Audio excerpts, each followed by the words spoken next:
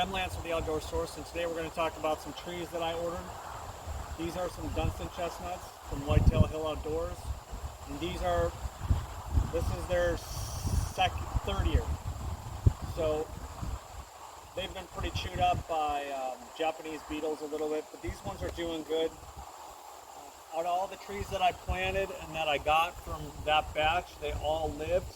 I'll show you some of the bigger ones, but these ones, they're not getting as much sunlight and stuff, so they're not as big as the other ones, but they are pretty healthy, even though they don't look super great. The beetles did do a number on them, but I'm trying to take care of the beetles, so I have another one behind me. This one was tubed until about a week ago. I untubed it to reuse the tube on a different tree. This is pretty much in my backyard, so I don't have a lot of deer in here hammering on them. And they're tall enough pretty much now where I just got to keep the deer from rubbing them. I'll take that tube off of that one here shortly and then reuse it on a different tree.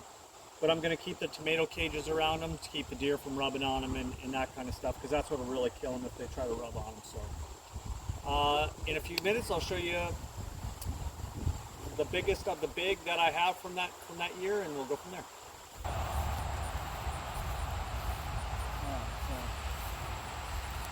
All right, so these are the biggest trees. These trees have done really well. I got that guy there and this guy. I got a few more over here, but they're smaller. I actually had to pot those for a year, so they're a little bit, they're a little stunted. So, but they're recovering well. So if you look on the top here, I have 2 chestnuts right here.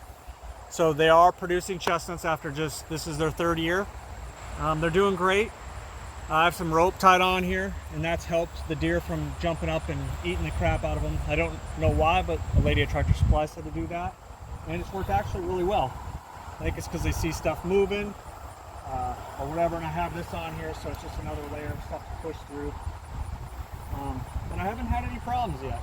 I untubed these probably 6 months ago to reuse the tube on some other trees. So this year I did order a whole bunch of trees, and I ordered half Dunstans and half persimmons. And my persimmon trees didn't do that great.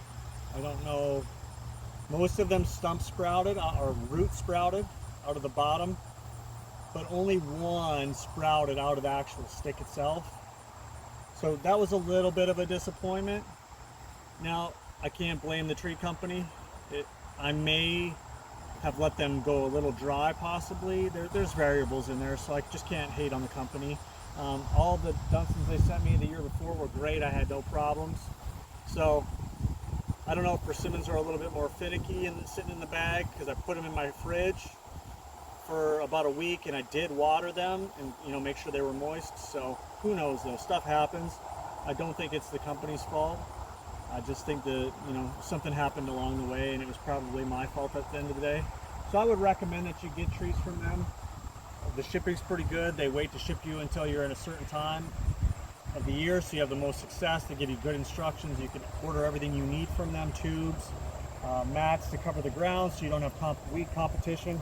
Like that one still has its weed mat up there. This one does not, because the lawnmower got a hold of it, pulled it apart a little bit.